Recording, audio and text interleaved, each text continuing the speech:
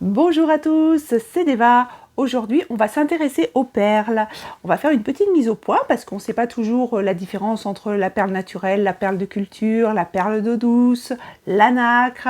Donc bien sûr, je vais vous parler de leur formation, mais aussi de leurs vertus. Un petit peu d'histoire pour commencer.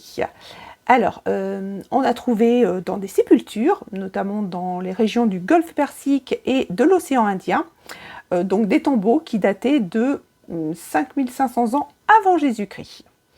On retrouve les premières traces écrites de l'utilisation des perles et de la description des perles en Chine, il y a 4600 ans. Donc là-bas, on considérait que c'était des cadeaux de la nature. En Égypte ancienne, les perles, eh bien, c'était des objets sacrés. Et on disait que c'était des gouttes de rosée qui étaient tombées dans les huîtres pour donner un message aux hommes. Les hindous. Alors les hindous, ils disent que Krishna aurait cueilli sa première perle au fond des mers pour l'offrir en parure à sa fille le jour des noces.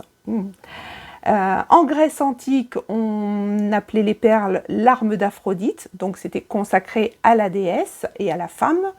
À Rome, eh bien, posséder des perles, c'était posséder des larmes de Dieu, donc c'était un signe de pouvoir et de richesse. Et dans la tradition romaine, les familles qui étaient riches, aisées, pour montrer leur pouvoir, eh bien, ils devaient acheter 2 perles par an à chacune de leurs filles. En fait, pendant très longtemps, les perles s'étaient considérées comme quelque chose lié au divin et que seules les personnes puissantes ou riches pouvaient s'offrir. Alors, ce fut le cas jusqu'à à peu près les années 1910, où un japonais, Kokishi Mikimoto, en fait aidé de 2 autres personnes, il découvre comment produire des huîtres perlières, et c'est de là que la perle de culture est née. Comment se forme une perle ? Eh bien, une perle, elle est composée de carbonate de calcium, de matière organique et d'eau, et elle se crée dans certains mollusques bivalves, c'est-à-dire avec 2 coquilles, notamment les huîtres, mais pas uniquement. Pour comprendre comment se forme une perle, eh bien, voici l'anatomie d'une huître. Donc vous avez 3 parties. La première, c'est la coquille, donc 2 coquilles qui s'articulent autour d'une charnière centrale. La coquille, bien sûr, grandit avec l'âge du mollusque. Donc à l'extérieur de cette coquille, la couche qui est très très dure s'appelle la conchyoline, et à l'intérieur, la coquille est tapissée de nacre. Ensuite, vous avez ce qu'on appelle le manteau, qui va recouvrir la surface des 2 coquilles et qui va envelopper les organes internes. C'est comme une peau de protection à l'intérieur. Et bien sûr, vous avez les organes internes. Donc, notre petite huître, elle va fabriquer d'une part de la nacre, comme beaucoup de coquillages, pas que l'huître. Donc comment ça se forme ? Eh bien, c'est des superpositions de couches d'aragonite qui sont entre elles cimentées par la conchyoline. Et cette jolie iridescence, eh bien, elle est due à la superposition des couches qui ont des indices de réfraction différents et qui donc créent des jeux de lumière à travers les couches. Donc, comment va se former notre perle dans cette petite huître ? Alors déjà, on va mettre les choses au clair, il existe un mythe qui perdure depuis longtemps. D'ailleurs, pendant longtemps, moi aussi, j'ai cru ça. On disait que c'était les grains de sable qui gênaient l'huître et du coup, elle formait une petite perle autour. Eh bien, c'est faux. Alors, ça a été démontré par de nombreux chercheurs, mais déjà, vous pouvez, c'est vrai que par logique, vous pouvez vous dire que vu le nombre de sable qu'il y a sur le bord des plages, les huîtres, forcément, elles fabriqueraient beaucoup, beaucoup plus de perles.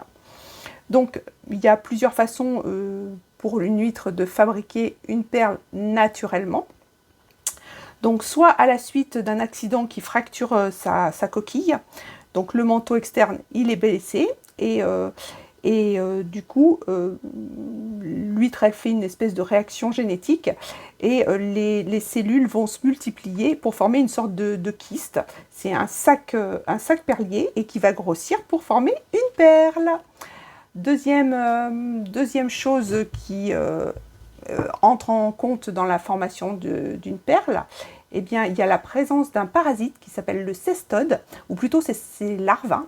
Donc l'huître, elle filtre l'eau de mer et puis elle prend ces espèces de petites larves et du coup ça fait des kystes chez l'huître perlière et ça donne une perle.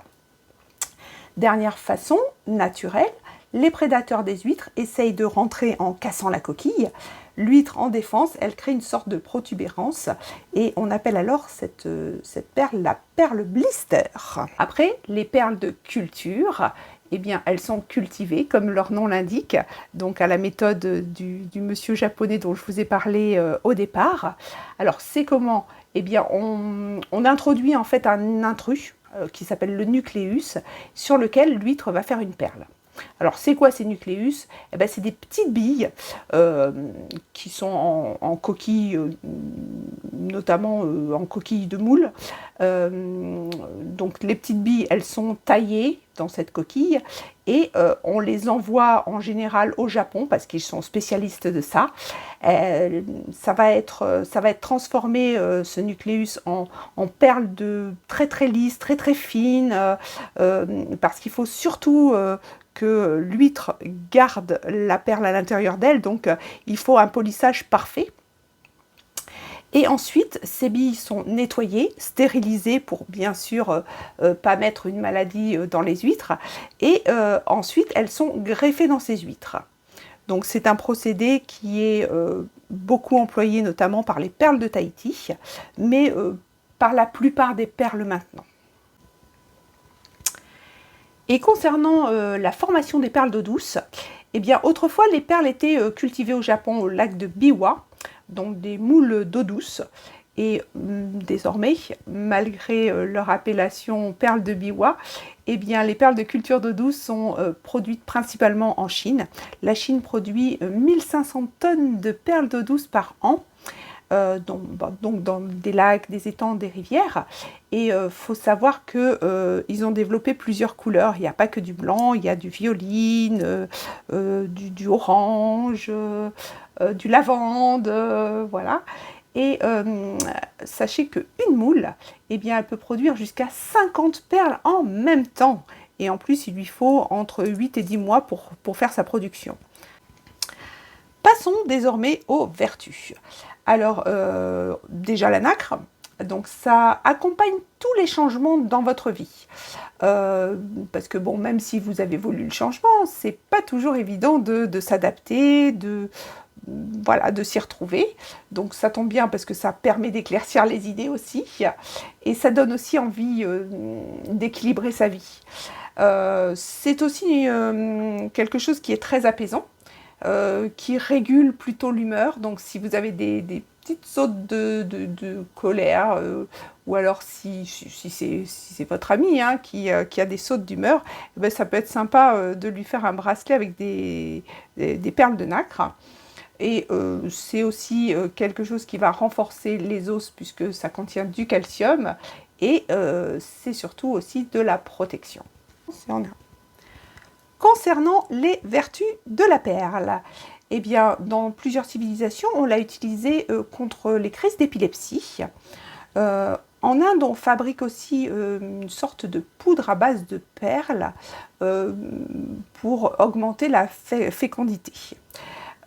Sinon, ben forcément, ça va agir sur tout ce qui est problème osseux et dentaire par rapport à sa composition. Mais c'est aussi une perle qui donne de la créativité, qui donne une sorte d'augmentation de la spiritualité. Ça nous amène vers quelque chose d'un peu plus grand, ça nous fait grandir.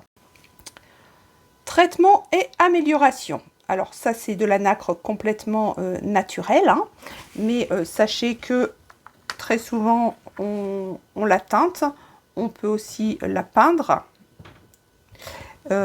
Mais aussi, comme vous voyez, celle-là, elle est très colorée.